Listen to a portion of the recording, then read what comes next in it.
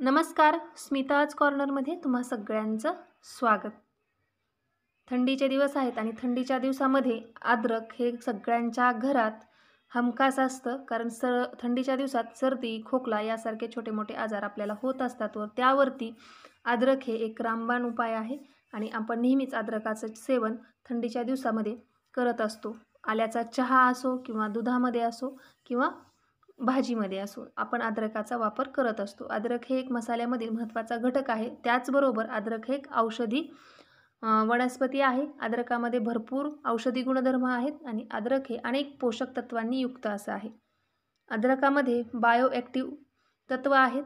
अद्रकामध्ये phenolic आहे. त्यामुळे आपल्याला अपचन, जळजळ होण्याचा त्रास होत असेल तर आपण अद्रकाचं सेवन नक्की करावं.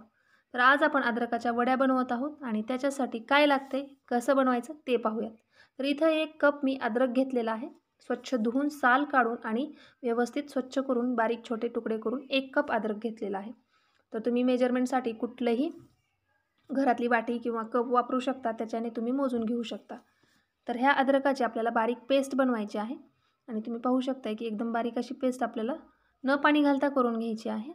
जर काही अद्रकाचे तुकडे राहिले असतील तर परत एकदा तुम्ही बारीक फिरवून घ्या. आपण याला आता एका नॉनस्टिक कढईमध्ये काढून घेऊयात. अद्रकामध्ये असलेल्या फेनोलिक तत्वामुळे आपल्याला जर अपचन, जळजळ होत असेल तर त्याच्यापासून अद्रक खाल्ल्याने आपल्याला आराम होतो व पित्त होण्यापासून देखील आपल्याला अद्रक रोखते किंवा दूर ठेवते. त्याच्यासाठी आपण अद्रकाचं सेवन आपल्याला फायदेशीर ठरतं. तर इथं 1 कप अद्रकसाठी मी 1.5 कप गूळ घेतलेला आहे. गुळाचं प्रमाण थोडंसं जास्त झालं तरी चालेल, काही हरकत नाही. आणि थोडंसं 2 चमचे पाणी मिक्सरमध्ये ज्या आपण आत्ता वाटून घेतलं तेच विसळून टाकत आहे मी. जास्त पाण्याचा वापर आपल्याला याच्यात नाही लागणार आहे. फक्त 2 साहित्यामध्ये अद्रकच्या वड्या खूप छान तयार होतात आणि त्या खूप औषधी आहेत, आपल्याला खूप फायदा करणार आहेत. तर इथे एका प्लेटला थोडंसं तूप लावून आपण थोडंसं ग्रीस करून ठेवणार आहोत. कारण नंतर आपल्याला आपली प्रक्रिया जी आहे ती खूप फास्ट होते, त्यामुळे आपल्याला त्याला वेळ भेटणार नाही. त्याच्यासाठी अगोदरच आपण प्लेटला तूप लावून ठेवणार आहोत. आता मंद गॅसवरती आपल्याला हे मिश्रण व्यवस्थित शिजवून घ्यायचं आहे. जर आपल्या तोंडामध्ये लाळ तयार होत नसेल, लाळ तयार होण्याची प्रक्रिया कमी असेल तर अद्रक खाल्ल्यामुळे आपल्याला तोंडात लाळेची निर्मिती जास्त प्रमाणात होते व त्यामुळे आपल्याला घास गिळण्यास मदत होते व आपली पचनक्रिया चांगली होते. अद्रक हे पाचक, सारक व भूक वाढविणारे आहे आणि त्याच्यामुळे अद्रक जर आपण जेवणाच्या अगोदर ह्या अद्रकची वडी खाल्ली तर आपली भूक वाढते व जेवणाच्या नंतर जर आपण ह्या अद्रकच्या वडीचं सेवन केलं तर आपली पचनक्रिया चांगली होते, आपलं अन्न व्यवस्थित पचन होतं. तर तुम्ही बघू शकता थोड्या वेळाने आपलं मिश्रण पातळ झालेलं आहे आणि कलर देखील बदललेला आहे. तर सतत हलवत राहायचं आहे आणि घट्ट होईपर्यंत आपल्याला हे मिश्रण हलवत राहायचं आहे.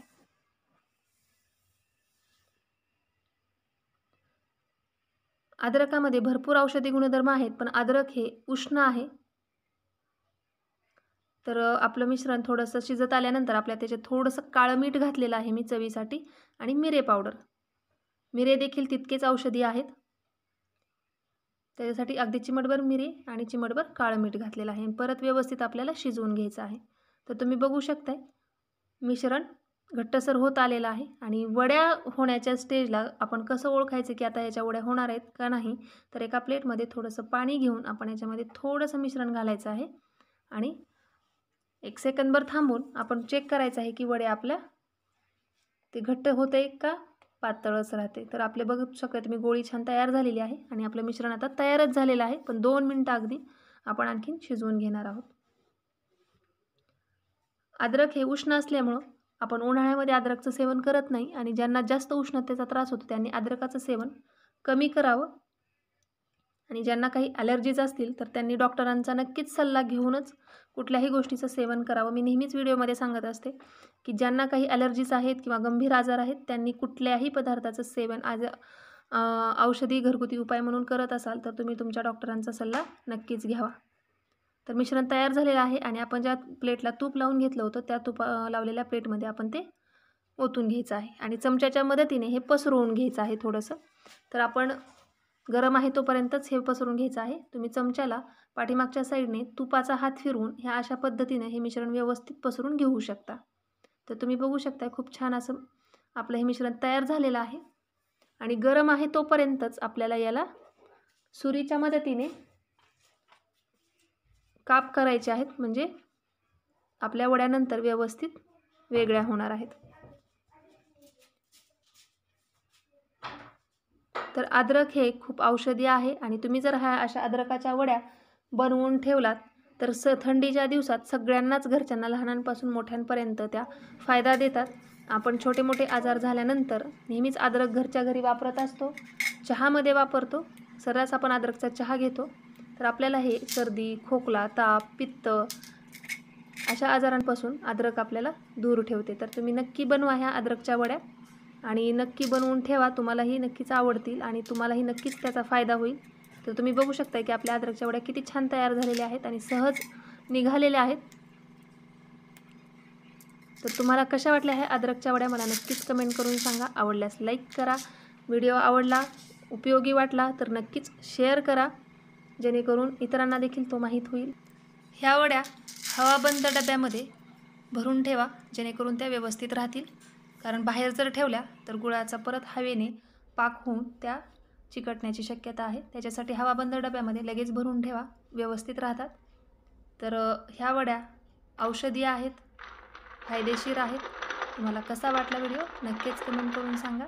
आणि आणखीनही चॅनलला सबस्क्राईब केलं नसेल तर प्लीज चॅनलला सबस्क्राईब करा. बाजूला असलेला बेल आयकन देखील प्रेस करा, जेणेकरून जेव्हाही मी हेल्दी रेसिपी अपलोड करत जाईल त्यावेळेस तुम्हाला त्याचं नोटिफिकेशन मिळून जाईल. परत भेटू. धन्यवाद.